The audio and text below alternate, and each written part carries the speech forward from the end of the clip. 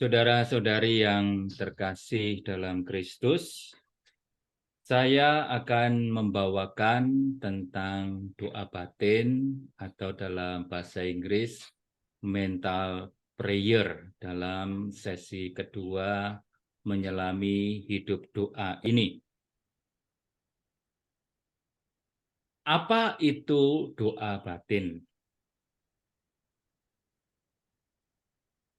Dalam tulisan-tulisan beberapa tokoh ya, itu mencoba untuk melihat tentang istilah, terutama penulis-penulis modern, itu mereka lebih memilih yaitu disebutnya interior prayer atau dalam bahasa Indonesianya doa batin daripada mental prayer. Ya, kita tahu apa arti itu mental, itu seringkali juga mengaburkan juga istilah sebetulnya doa batin itu. Karena memang dalam budaya modern kita, kata mental diasosiasikan dengan pikiran. Atau maka bahkan juga diarahkan ke kejiwaan ya, tetapi lebih ke arah pikiran dan berkaitan dengan otak. Sedangkan bentuk doa ini itu lebih merupakan urusan hati, urusan batin manusia dan bukan refleksi. Kalau refleksi itu kan menggunakan daya akal budi atau pikiran. Dan ini juga sesuai dengan apa yang dikatakan Teresa Avila, Santa Teresa Avila, bahwa berdoa itu bukanlah aktivitas banyak berpikir.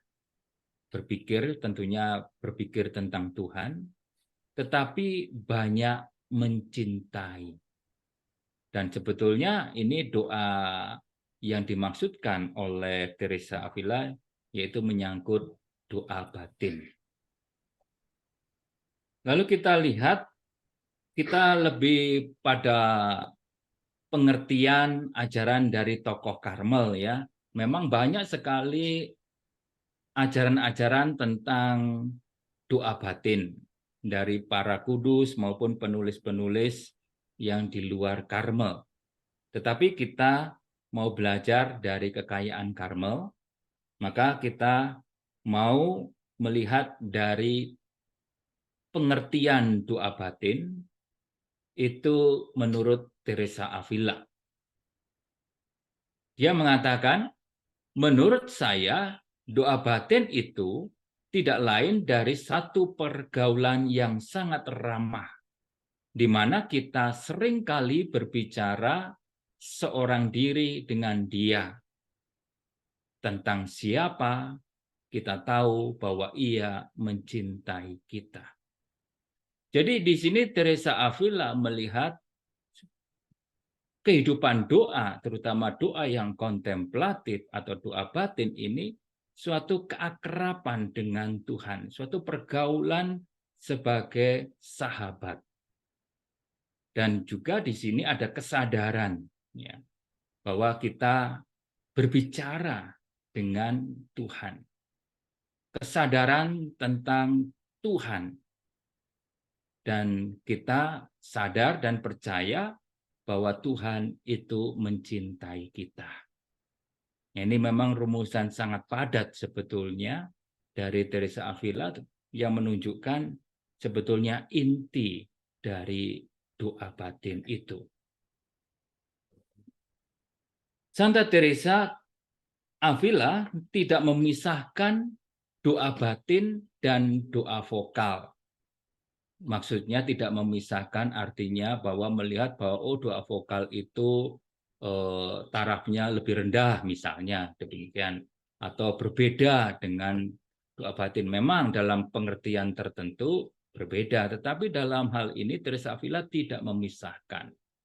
Karena doa vokal yaitu atau doa lisan tidak hanya melafalkan doa-doa seperti Bapa Kami, Salam Maria, doa-doa liturgi gereja, misalnya liturgi Ekaristi, liturgi Sabtu, liturgi yang lainnya, atau liturgi ya penguburan orang mati, ya macam-macam.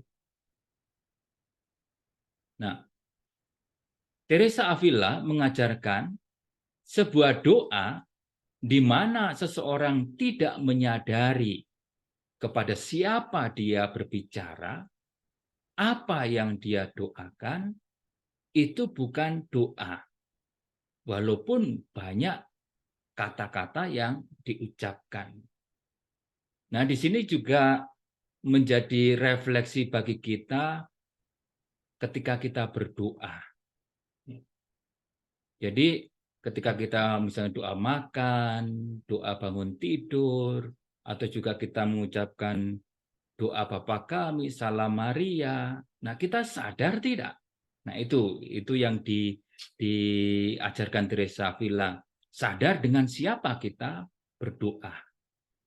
Terkadang kan ketika orang doa spontan itu berusaha untuk doanya itu bagus, kata-katanya tertata dengan baik, atau juga struktur bahasanya, grammarnya bagus. Ya, boleh-boleh saja, tetapi kalau dia tidak sadar dengan siapa dia berbicara, dia lebih sadar bahwa dia berdoa supaya didengar baik oleh orang yang mendengarnya, ya berarti dia tidak berdoa sebetulnya. Nah itu. Jadi untuk Teresa Avila, atau doa lisan sebenarnya adalah doa batin yang diucapkan secara lisan. Bukan sekedar pelafalan doa. Bukan yang penting menyebutkan doa dengan hafal dari permulaan sampai akhir. Ya, bukan saja itu, tetapi dengan sadar. Maka di sini Teresa Avila dikatakan tidak memisahkan, karena memang ketika kita melakukan doa-doa liturgi yang diucapkan, itu kita harus sadar dengan siapa kita berdoa. Artinya menyadari dengan Tuhan yang kita ajak bicara. Jadi bagi Teresa Avila, doa batin sebagai percakapan yang ramah, yang akrab, dan berbakti kepada Tuhan. Jadi walaupun bersahabat, ramah, tetapi juga ada kebaktian, ada suatu penghormatan kepada Tuhan. Kemudian menyendiri dengan pribadi yang kita kenal mencintai kita. Ini berarti ada relasi pribadi, perjumpaan pribadi, dan di situ kita sadar, percaya bahwa Tuhan pribadi itu mencintai kita. Dan di dalam doa batin itu kita membuka hati kita kepada Tuhan dan berbicara kepada Tuhan tentang apa yang menyangkut kita, tentang apa yang ada di dalam hati kita, seperti kita berbicara dengan sahabat atau orang yang kita cintai. Dan tentunya Tuhan kita percaya mencintai kita. Nah, ini perlu ada kesadaran hal ini ya. Kemudian Santo Fransiskus dari Sales itu mengajarkan ya, mulailah semua doa baik batin maupun vokal atau lisan dengan tindakan menyadari kehadiran Tuhan. Nah, itu tadi seperti ajaran Teresa Avila juga, yang dimana tahu atau sadar dengan siapa berbicara. Maka di sini juga sama, yaitu kita harus menyadari kehadiran Tuhan. Jika Anda mematuhi aturan ini dengan ketat, Anda akan segera melihat betapa bergunanya itu. Santo Fransiskus dari Sales berkata bahwa Tuhan ada di mana-mana dan ada terutama di hati kita, dalam lubuk jiwa kita. Jadi Orang buta ketika di hadapan pangerannya, yaitu anaknya raja, ya mungkin anak rajanya masih kecil misalnya, maka orang buta itu akan mempertahankan sikap hormat jika diberitahu bahwa raja ada di sana, meskipun tidak dapat melihatnya. Nah, inilah suatu kesadaran akan kehadiran Tuhan, sehingga kita juga dapat sungguh-sungguh menghormati Tuhan. Ya, itu dalam doa-doa kita. Sehingga doa-doa kita tidak sekedar mengucapkan doa, terutama doa lisan, ya, doa vokal itu. Beberapa metode doa batin yang sebagai beberapa contoh, yaitu meditasi, lalu doa Yesus yang biasa dikenal dengan doa nama, yaitu menyebutkan nama Yesus yang diulang-ulang menurut ritme pernafasan ataupun bahkan menurut ritme detak jantung, ya. Yang penting ada suatu pengulangan di situ. Kemudian doa rosario. Nah, ini juga termasuk metode doa batin. Dan mungkin bulan depan ya kita akan lebih fokus kepada doa Yesus. Nah, sekarang kita melihat tentang doa batin itu sebetulnya bukan sejenis yoga Kristiani. Nah, ini apakah kita juga punya pandangan seperti ini? Mari kita lihat ya, apakah kita juga seperti punya pemahaman seperti yoga ya, dalam meditasi, dalam pemusatan pikiran dan seterusnya. Ya, seperti diajarkan yoga. Nah, doa batin itu bukan seperti itu. Kita lihat. Hal ini penting sekali untuk bertekun dalam kehidupan doa. Kita harus menghindari jalan yang salah sejak awal. Artinya bahwa jangan sampai kita jatuh sadar atau tidak sadar, yaitu melihat doa batin itu sebagai suatu meditasi yoga. Nah, itu cuma dikristianikan. Nah, itu ya kita jangan sampai salah di situ. Barangkali kita memiliki yaitu secara sadar atau tidak sadar gambaran yang salah tentang doa kontemplatif, doa batin sebagai semacam yoga atau Zen Kristiani. Di mana kita membayangkan ya, sebentar. Di mana kita membayangkan bahwa prosedur konsentrasi dan perenungan batin, teknik pernafasan yang tepat, posisi fisik yang ditentukan, dan pengulangan formula tertentu. Ya, kalau dalam yoga atau Zen ataupun apalah yang model timur kan ada pengulangan formula tertentu atau ada mantra begitu. Akan membuat kita maju dalam doa batin. Ya. Jadi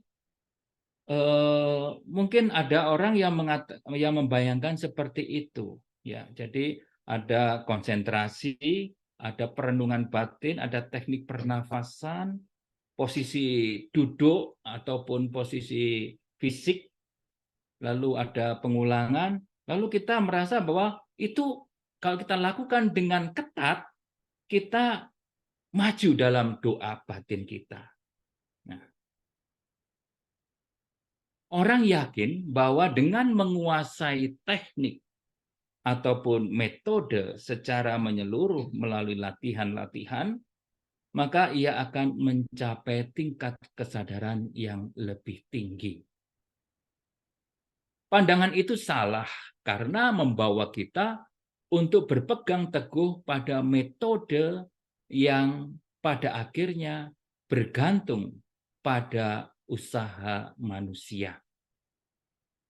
Padahal sebenarnya dalam kekristenan, atau yang saya maksud kekristenan itu maksudnya ya Katolik ya, Kristiani, yaitu doa batin atau doa kontemplatif adalah anugerah, karunia, pemberian gratis dari Tuhan. Nah, ini yang perlu kita sadari. Benar bahwa mungkin ada kemiripan tertentu antara pertapa timur atau aliran yoga atau zen dengan doa kontemplatif Kristiani. Tetapi kemiripannya sebetulnya tidaklah mendalam, tapi sangat dangkal sebetulnya. Nah, di sini kita melihat di satu sisi semuanya bermuara pada teknik. Memang seperti doa Kristiani atau doa batin itu ada teknik juga, atau ada metode. Suatu aktivitas yang pada dasarnya bergantung pada manusia dan kemampuannya. Seperti kita berdoa secara teratur dengan meluangkan waktu. Nah, ini adalah sebagai usaha kita. Memiliki tekad bulat, pantang menyerah untuk melakukan doa batin. Ini adalah usaha kita, memang. Ya.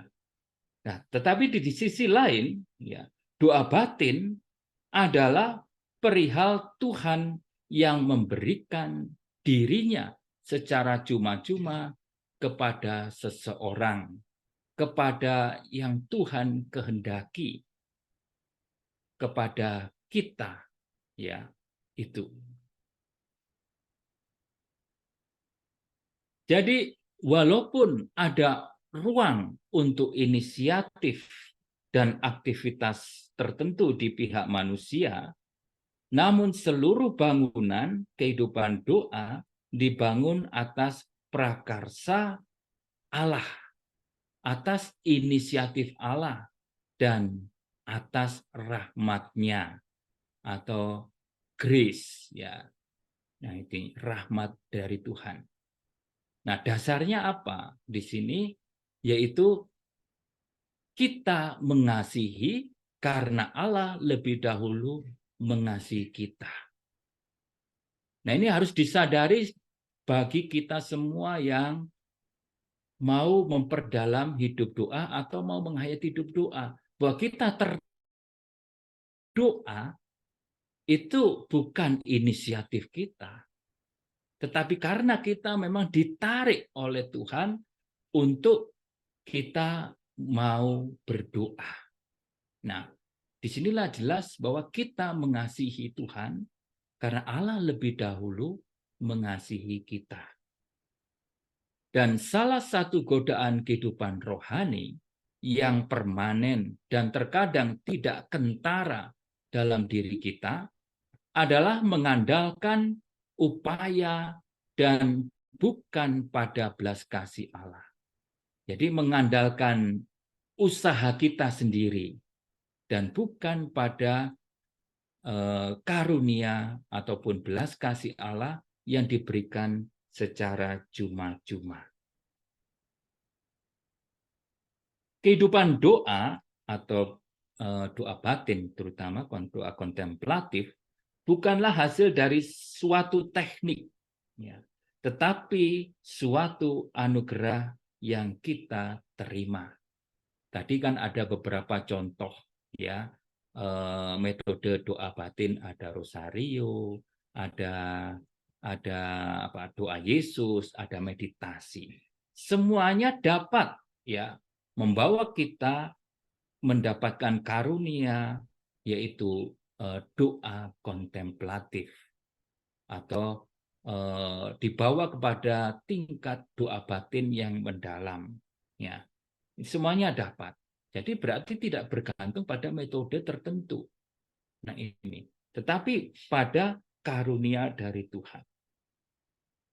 Tetapi kita perlu catat, meskipun doa kontemplatif yang sejati adalah karunia dari Allah secara cuma-cuma, namun kita perlu memahami bagaimana cara menerimanya. Nah, ini penting sekali, ya. bagaimana kita menerimanya. Kita juga tidak boleh membayangkan bahwa yang kita butuhkan hanyalah sedikit latihan. Kalau kita katakan kita memang sadar bahwa itu adalah karunia, tetapi kita tidak boleh membayangkan bahwa oh kalau gitu kita cukuplah sedikit latihan atau mempelajari trik-triknya berdoa itu bagaimana, dan kemudian semua kesulitan, gangguan dalam doa itu sepertinya sudah lenyap. Saudara yang terkasih, tidaklah demikian. Ya. Metode doa diperlukan pada awal latihan doa, pada permulaan, sebagai sarana. Sarana dan bukan tujuan tentunya ya, sebagai sarana. Karena sebagai sarana berarti setelah sarana itu tidak kita perlukan ya kita tinggalkan. Maka itu metode doa itu tidak terikat ya dan tidak dimutlakkan. Seperti nanti kita perdalam dan kita sudah hayati tentang doa Yesus, dan nanti kita akan berbicara tentang doa Yesus mungkin bulan depan ya. Bahkan metode doa Yesus saja tidak terikat pada satu rumusan. Misalnya Yesus, ya kan? Jadi kita bisa juga memakai Tuhan Yesus.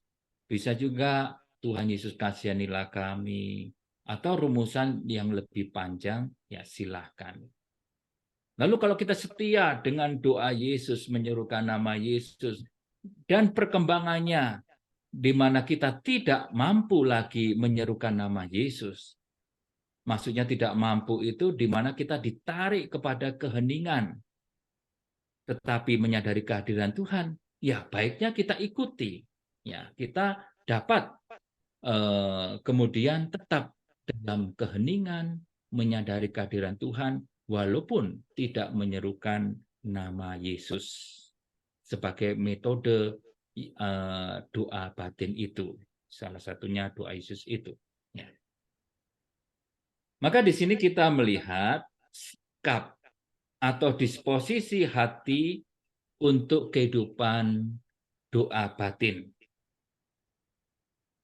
Jika kehidupan doa bukanlah teknik yang harus dikuasai, tetapi karunia atau rahmat dari Tuhan, maka kita perlu tahu syarat-syarat yang diperlukan untuk menerima karunia tersebut. Ya. Kondisi ini adalah sikap batin atau disposisi hati tertentu.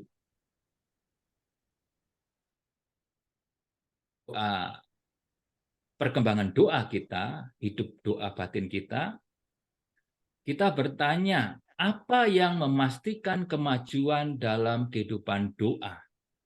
Apa yang membuat doa kita berbuah? Pertama-tama bukanlah bagaimana kita berdoa, ya, tetapi yang utama melainkan yaitu disposisi batin kita dalam memulai dan melanjutkan doa. Dan tugas kita adalah berusaha memperoleh, memelihara, dan memperdalam disposisi hati itu. Sehingga dengan demikian Tuhan dapat berkarya dalam diri kita untuk menyempurnakan doa kita, untuk memberikan karunia doa kepada kita, dan bahkan sampai kepada persatuan dengan Tuhan sendiri. Ya. Kita lihat disposisi hati yang paling penting, ya, yaitu yang pertama, iman dan keyakinan sebagai dasar doa batin. Saya tidak menjelaskan poin per poin ini karena ini memang perlu dijelaskan tersendiri karena kita waktunya singkat. Ya. Jadi pertama itu dan keyakinan, ya, keyakinan akan kehadiran Tuhan juga. Nah itu tadi kesadaran akan kehadiran Tuhan. Yang kedua, kesetiaan dan Jadi kalau kita doa batinnya itu tidak setia, tidak tekun, ya jangan harap kita mendapatkan karunia doa batin atau doa yang kontemplatif. Ya, kalau sehari doa, besok tidak, kemudian besokannya baru doa lagi, kemudian besokannya tidak, kemudian besokannya lagi tidak, ya tidak setia, ya sulit. Ya. Nah, kemudian yang ketiga, kemurnian niat kita, intensi kita, yaitu kemurnian hati kita, di mana kita mau mengasihi dan menyenangkan Tuhan, bukan mencari pengalaman-pengalaman yang menyenangkan, bukan mencari damai. Memang itu adalah efeknya, ya kan? Damai itu. Tetapi kita dalam doa batin ini bukan untuk mencari damai, mencari Tuhan, ya, Sang damai itu sendiri. Jadi kita mengasihi dan menyenangkan Tuhan sebagai niatnya untuk berdoa. Kemudian kerendahan hati dan kemiskinan hati. Jelas pondasi dari kehidupan rohani kita adalah kerendahan hati. Demikian juga doa ini perlu kerendahan hati, dan kerendahan hati ini mutlak, ya. Kemudian digandengkan dengan kemiskinan hati. Dari kerendahan hati itu juga akan muncul kemiskinan hati, seperti dari Santa Teresa dari kanak-kanak Yesus itu datang kepada Tuhan dengan tangan kosong. Artinya bahwa dengan hati yang terbuka, dengan hati dan pikiran bahkan juga yang kosong, dalam arti kosong itu siap menerima Tuhan hadir, siap menerima karunia Tuhan, siap membuka diri kepada Tuhan. Nah, inilah kemiskinan hati, bukan mengisi hati kita dengan segala macam bahkan kelekatan-kelekatan itu. Kemudian yang berikutnya adalah bertekad sampai tujuan. Nah, ini sebetulnya adalah bertekun dan bertahan dalam segala situasi ketika kita ditantang dalam doa-doa kita. Bahwa kita tetap bertekad. Dan harus ada keyakinan tadi ya, bahwa kita akan sampai pada tujuan. Maka kita bertekad harus sampai kepada tujuan, yaitu persatuan dengan Tuhan. Kemudian yang terakhir, disposisi hati yang paling penting, yaitu pemberian diri seutuhnya kepada Tuhan. Nah, ini pemberian diri seutuhnya kepada Tuhan ini didasarkan apa? Yang tadi kita ayat dari Yohanes tadi, kita mengasihi karena Tuhan lebih dahulu mengasihi kita. Jadi karena Tuhan telah memberikan dirinya kepada kita sehabis-habisnya, seluruh diri Tuhan itu Dia berikan kepada kita. Seperti dikatakan dalam Yohanes 3:16 itu, begitu besar kasih Allah kepada dunia ini, maka Dia memberikan anaknya yang tunggal kepada kita. Nah, ini maka kita tanggapi dengan pemberian diri kita seutuhnya kepada Tuhan. Nah, ini disposisi hati yang harus ada. Di mana kita mau mengasihi Tuhan, yaitu mengasihi Tuhan dengan segala kekuatan, dengan segenap hati, dengan segenap akal budi, dengan segenap jiwa, dan sebagainya itu.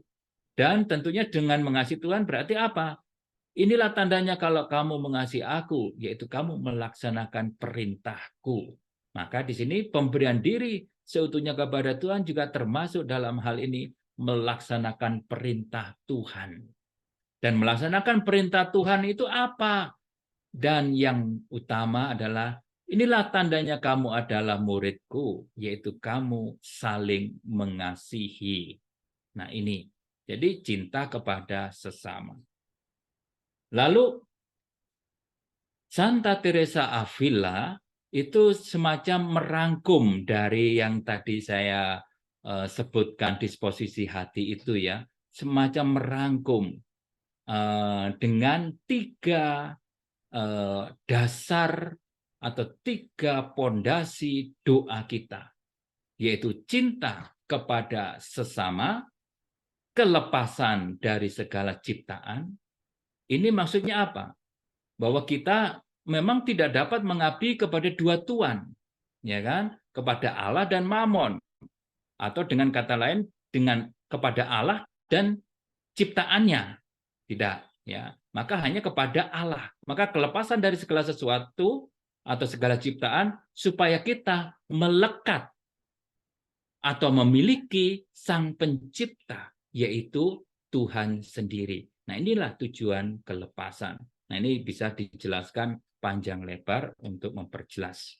Kemudian yang ketiga jelas tadi sudah dikatakan, yaitu kerendahan hati yang sejati. Ya, saya katakan sejati ini karena apa? Ada juga kerendahan hati yang palsu, yaitu pura-pura rendah hati padahal sebetulnya dia ingin membanggakan diri. Dan juga ada kerendahan hati, misal yang palsu adalah seperti orang sebetulnya minder, ya, rendah diri, bukan rendah hati. Nah, ini akan kerendahan hati palsu. Nah, itu salah satu bentuknya. Jadi ini sebetulnya. Jadi sebetulnya dalam perjalanan doa kita itu sebetulnya sama dengan perjalanan kekudusan.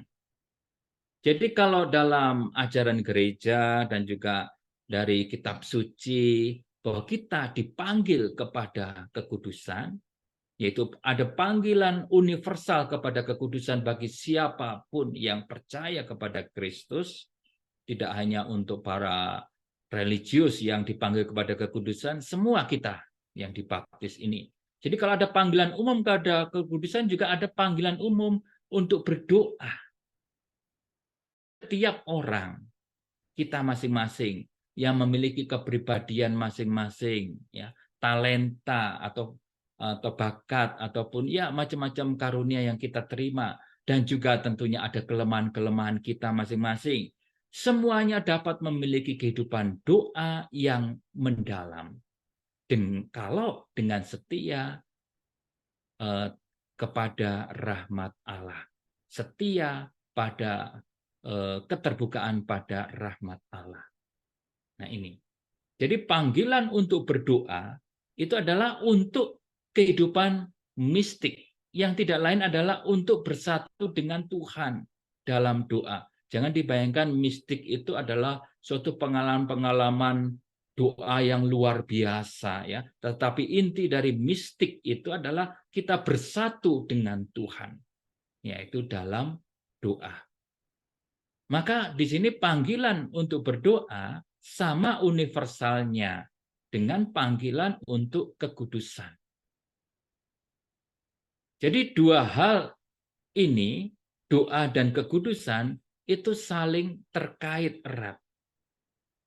Perkembangan kekudusan itu sama dengan perkembangan hidup doa. Dan inilah juga yang diajarkan Santa Teresa Avila dalam Puri Batin, di mana dari Puri pertama melangkah ke Puri kedua sampai kemudian ke-7, yaitu melalui doa.